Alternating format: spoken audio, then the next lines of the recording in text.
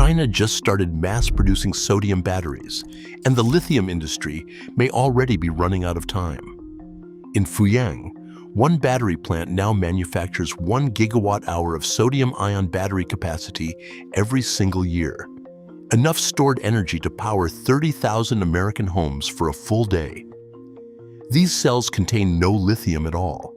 You heard that right, zero lithium. And the material underneath it, ordinary table salt, costs a fraction of lithium carbonate's price today. But production numbers are not even the craziest part. The craziest part is that manufacturers proved sodium works at a price Western refineries cannot match. That should worry more than one industry, so hit a quick like and subscribe so you don't miss the next one. By the end of this video, you will understand exactly why lithium's boom may have met its expiration date. But first, why lithium became battery king in the first place. For more than 3 decades, lithium has been the undisputed king of portable energy, and that reign was never an accident. It was earned, cell by cell, through a chemistry that simply outperformed everything else available at the time. Lithium is the lightest metal on the periodic table, which means a lithium-ion battery can pack an enormous amount of energy into a remarkably small, light package. Picture a laptop battery from the year 2000 compared to the one in your pocket today. The newer one is smaller, lighter, and holds roughly 4 times the energy. That leap did not happen by luck. It happened because lithium's chemistry rewards engineers who push for density above almost everything else. Engineers love lithium because it delivers more energy per pound than any commercially viable alternative, letting phones get thinner and electric cars drive farther on a single charge. Manufacturers love lithium because 2 decades of investment built a global supply chain, from Australian mines to Chinese refineries, that turns raw ore into battery-grade material at enormous scale. Governments love lithium because it became the backbone of a trillion-dollar transition away from fossil fuels, powering everything from smartphones to grid storage. Each one of these groups built an entire strategy around a single element, and for good reason. Here is the part that makes the story more interesting. The flaws in this system were visible for years before anyone acted on them. So why didn't anyone solve this sooner? Partly because lithium worked well enough, and partly because building an alternative supply chain from scratch is a decade-long bet few companies were willing to make. Lithium's dominance was not just chemical. It was economic gravity, pulling every major manufacturer toward the same raw material, the same mines, and the same handful of countries that controlled them. That concentration of power is where the story turns. 9 out of 10 lithium refineries, capable of producing battery-grade material, sit inside a small handful of countries, a bottleneck comparable to the entire world's coffee supply running through 3 ports. A dependency that concentrated was always fragile. Hold a lithium battery cell in your hand, and it weighs almost nothing, barely more than a deck of playing cards. Yet the journey that raw material takes before it reaches your palm spans 3 continents and thousands of miles of shipping lanes. But admiration for lithium's dominance is not the whole picture. Underneath that success sat a structural weakness nobody wanted to talk about out loud. The structural vulnerability sitting underneath lithium's success is geographic, and it is not a matter of opinion. It is a matter of geology. Chile, Australia, and China together control roughly 90% of the world's usable lithium supply, an imbalance similar to 3 farms growing nearly all the wheat on Earth. This is not about a shortage of the metal itself, since lithium exists in modest quantities almost everywhere. It is about who controls the refining capacity that turns raw ore into something a battery factory can actually use. Quantify that concentration and the picture gets sharper. Refining a single ton of battery-grade lithium carbonate can require up to 2,000 tons of water, an amount comparable to filling nearly a full Olympic swimming pool. Extraction and price volatility swing wildly with geopolitics, and in 2022, lithium carbonate prices spiked more than 400% in under 12 months, a jump steep enough to add thousands of dollars to the cost of a single electric vehicle battery pack. That volatility does not stay contained to a spreadsheet. It moves directly into car prices, phone prices, and the cost of storing solar power on a home battery. Here is the part that puts everything into perspective. This volatility was never really about the mineral. It was about a handful of companies and countries holding leverage over an entire global industry's cost structure. Every automaker, phone manufacturer, and grid operator on Earth was effectively renting stability from a supply chain they did not control. A single mine closure in one country, or a single new export tariff, could ripple through car factories on the opposite side of the planet within weeks. Consider what that means for ordinary buyers. A battery pack that made up 30% of an electric vehicle's total cost in a stable year could balloon toward 40% when lithium prices spiked, pushing entire vehicle lines out of reach for middle-income buyers overnight. Supply chain fragility, in other words, was quietly setting the pace of the entire global transition to electric transportation. Researchers in materials science had quietly explored alternatives for years, chasing an element abundant enough that no country could ever corner the market on it. One candidate kept surfacing in laboratory papers, dismissed for decades as too heavy, too unstable, or simply not commercially interesting enough to fund at scale. In 2023, Chinese battery manufacturers began answering that question with data that was harder to dismiss than anything the field had seen before. The breakthrough that finally made sodium batteries commercially viable came out of a partnership between the Chinese Academy of Sciences and a battery manufacturer named Hina, working alongside engineers at CATL, the same company that already builds a huge share of the world's lithium-ion cells. The core idea sounds almost too simple once you hear it. If lithium ions can shuttle back and forth between electrodes to store and release energy, why not use sodium ions instead? Since sodium sits directly below lithium on the periodic table and behaves in a chemically similar way. Earlier attempts at sodium batteries, dating back to the 1970s, ran into a specific wall.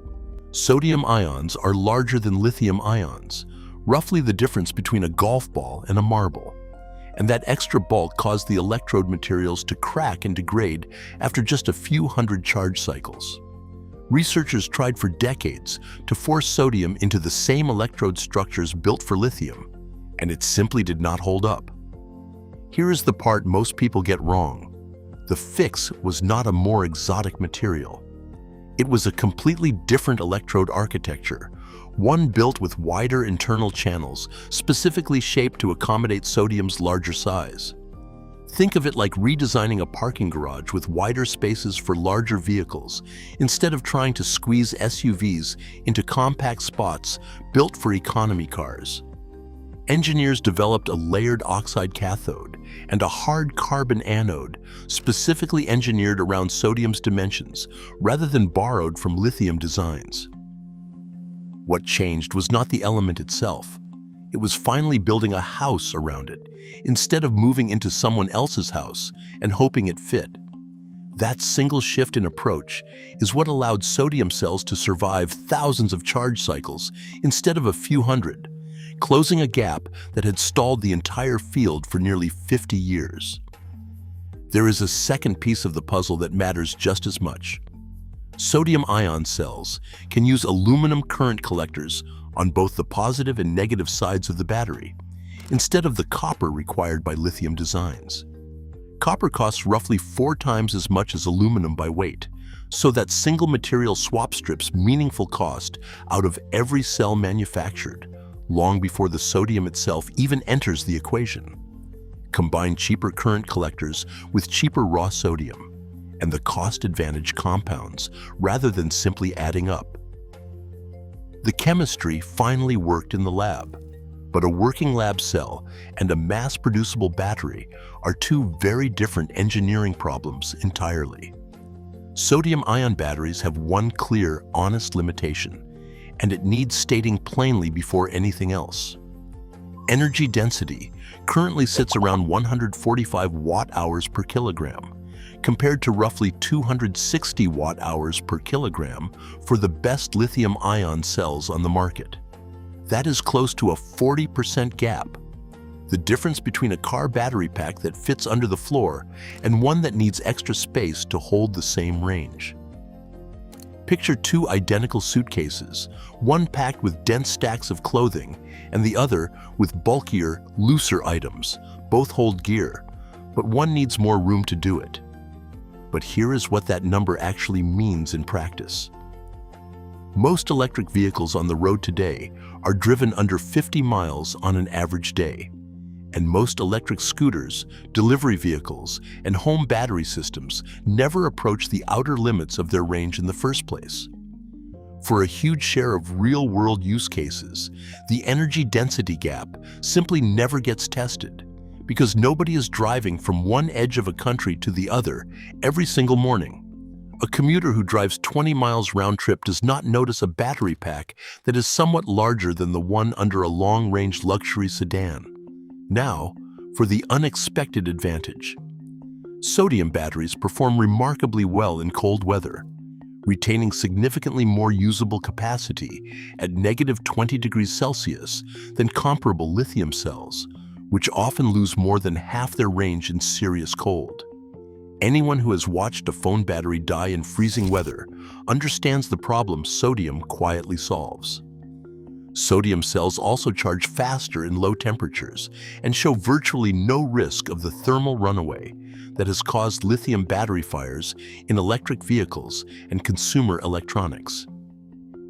Picture the difference between a candle that needs a steady, careful flame and one that simply will not catch fire even if you knock it over. Here is where sodium already wins today, with zero exceptions needed. Stationary grid storage, low-speed electric vehicles, backup power systems, and cold climate scooters and mopeds across northern China. These are not someday applications. They are commercial products shipping right now, chosen specifically because sodium's trade-offs line up perfectly with what these use cases actually demand. A grid storage facility does not care whether its batteries are heavier than a car battery, because the batteries never move. The question was no longer whether sodium batteries worked. The question was how fast manufacturers could scale them, and who would build the factories first. In the city of Fuyang, in China's Anhui province, Haina Battery Technologies switched on the world's first gigawatt-hour class sodium-ion production line in 2022, in partnership with China Three Gorges Corporation, with cells rated for roughly 4,500 charge cycles. Field monitoring recorded these cells performing within 5% of their laboratory benchmarks after 18 months of real-world use across delivery fleets and residential energy storage. The field matched the forecast. That matters more than it sounds, because in battery technology, laboratory results and real-world results frequently diverge once heat, vibration, humidity, and inconsistent charging habits enter the picture. A cell that survives a controlled lab test says something. A cell that survives 18 months on the back of a delivery scooter in humid Anhui summers and freezing northern winters says something far more convincing. Anhui summers regularly exceed 95 degrees Fahrenheit, and winters there can drop below freezing for weeks at a stretch, making the region an accidental stress test few laboratories could replicate on purpose. One detail lowered the barrier to adoption more than any single chemistry improvement. Sodium-ion cells can be manufactured on the exact same production lines already used for lithium-ion batteries, with only modest equipment adjustments. That meant existing factories did not need to be demolished and rebuilt. They needed retrofitting, a dramatically cheaper and faster path to scale, cutting new factory investment costs by an estimated 30% compared to building sodium production capacity entirely from scratch.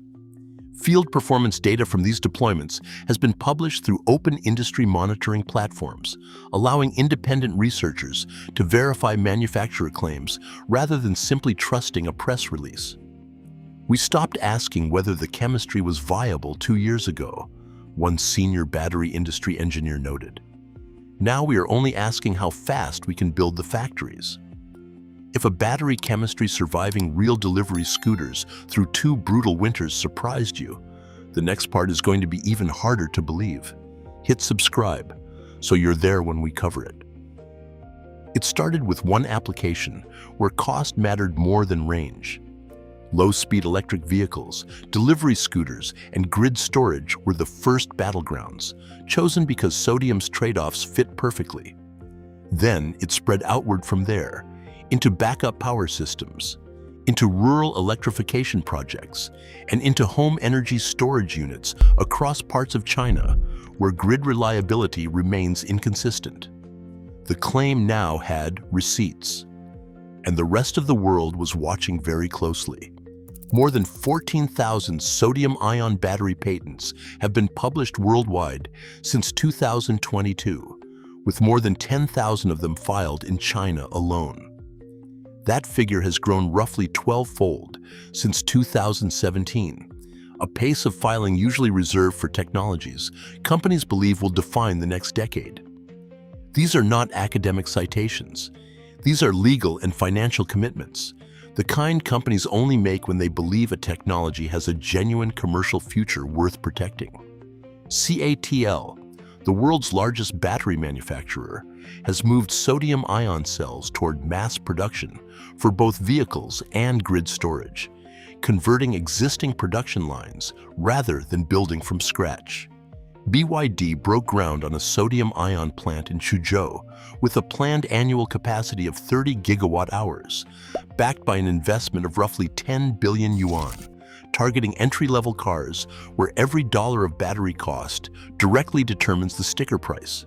In the United States, a Colorado startup called Peak Energy switched on its first sodium-ion storage system in late 2025 and has since signed a deal to supply 4.75 gigawatt-hours of systems between 2027 and 2030. South Korea's LG Energy Solution, wanting to pilot its own sodium-ion line, chose to build it in Nanjing, China, because that is where the entire supply ecosystem already exists. China's Ministry of Industry and Information Technology issued a policy directive in 2022 explicitly calling for accelerated development of sodium-ion battery technology, and the country's newest 5-year plan continues to name next-generation batteries a strategic growth priority. That kind of top-down policy support compresses years off a normal commercialization timeline. The difference between a technology reaching factories in a decade versus reaching them in 3 or 4 years instead. In any market where a battery chemistry costs 30 to 40% less to produce its similar performance for its use case, a cost advantage that size is not a trend. It is a competitive pressure no serious manufacturer can afford to ignore. Here is the part that changes the entire calculation. This is not a bet on some future improvement. The cost advantage exists today at current production volumes, using current technology, not a projection sitting years down the road. Field performance figures for several of these deployments are published through open industrial monitoring databases, allowing outside analysts to check manufacturer claims against independently logged data rather than taking company statements at face value. That level of transparency is unusual for an industry historically guarded about production numbers. The global race was no longer theoretical. It had a production timeline, and that timeline was already underway. Industry analysts project sodium-ion battery production could reach 100 gigawatt-hours of annual capacity by 2030, enough to power roughly 3 million electric vehicles a year, comparable to replacing every car sold annually in a country the size of Spain. That scale would represent one of the fastest battery chemistry transitions in industrial history, moving from laboratory curiosity to mass production inside a single decade. There is a secondary benefit worth naming specifically. Sodium extraction from seawater or salt deposits produces a fraction of the carbon emissions associated with hard rock lithium mining and eliminates the need for the water-intensive brine evaporation ponds that have drawn criticism in Chile's Atacama Desert, where lithium extraction has been linked to local water table depletion affecting indigenous farming communities. Reducing dependence on that extraction process carries genuine equity implications for communities who never asked to host a global battery supply chain in their backyard. But turning a promising technology into a global standard is a long road, and it is important to be honest about where that road gets genuinely difficult. Supply chains for hard carbon anode material remain underdeveloped outside China, with fewer than a handful of facilities currently capable of producing it at industrial scale. Energy density improvements needed to compete in long-range electric vehicles could take another 5 to 7 years of research investment. Standardized safety certifications for sodium-ion cells do not yet exist in most Western markets, creating regulatory friction for companies attempting to sell outside China. Battery recycling infrastructure built for lithium chemistry cannot be directly repurposed for sodium cells without significant modification. Consumer trust in a genuinely new battery chemistry takes years to build, regardless of how strong the underlying data looks on paper. And workforce training for sodium-specific manufacturing processes remains concentrated almost entirely within China's existing battery industry talent pool. Here is the detail that puts the challenge in perspective. None of these obstacles are chemistry problems anymore. They are manufacturing, regulatory, and workforce problems, which is a fundamentally different and more solvable category of difficulty. None of these challenges change what the science shows is possible. They define the gap between what is technically achievable and what will actually happen at scale. Closing that gap is an investment problem, a policy problem, and a coordination problem, as much as a chemistry one. The researchers who published this work gave the world a tool. Whether the world picks it up at the speed the market demands is a different question entirely. The story of sodium batteries is ultimately the story of what human civilization can build and where it can build it.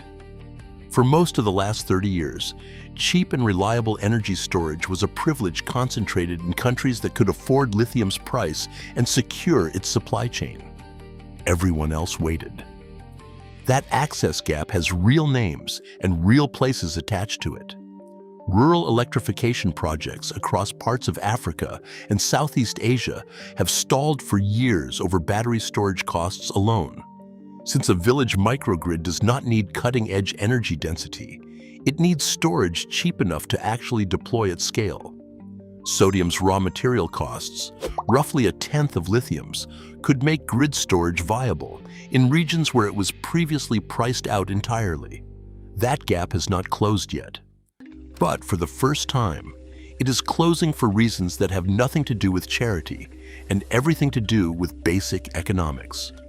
What is genuinely new here, not incrementally better, but categorically different, is a battery chemistry built from one of the most abundant elements on Earth, manufacturable on existing factory lines, at a price point that changes who can afford energy storage in the first place. That is not a minor improvement. It is a different category of solution. The researchers who published this work gave the world a tool. Whether the world picks it up at the speed the energy transition demands is a separate question, one that belongs to policymakers, investors, and manufacturers as much as it belongs to scientists. That is new. Battery chemistry decisions made this decade will shape energy infrastructure for the next 50 years, because factories built today, supply chains locked in today, and manufacturing standards set today do not simply get replaced once a better idea comes along next year. They compound, for better or worse, across generations of vehicles and grids. If a battery cheap enough to reshape who gets access to energy storage raises a question about what happens when the lithium supply chain itself gets challenged directly. That story is worth understanding too, And it is the subject of our next video. China's new battery doesn't need lithium, and it just hit mass production. The link is in the description. If this changed how you think about the battery powering everything around you, hit that like button and subscribe so you never miss what comes next. Turn on notifications. We publish every week. Now I want to hear from you in the comments. Should countries be actively subsidizing sodium battery factories to break lithium's grip faster? Or should the market be left to decide the winner on its own timeline?